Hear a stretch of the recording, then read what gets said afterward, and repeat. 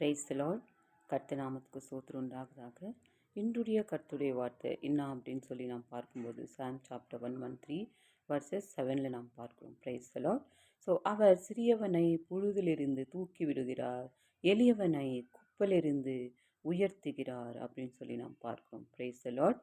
So சிறியவன் எளியவன் சொல்லி பார்க்கும்போது ஹல்லேலூயா, தாழ்த்தப்பட்டவன் அப்படின்னு சொல்லி நாம் பார்க்கிறோம். ஹல்லேலூயா. ஸோ தாழ்த்தப்பட்டவன் கர்த்தர் சொல்லுகிறார், சிறியவன் எளியவன் அப்படின்னு சொல்லி கர்த்தர் சொல்லுகிறார்.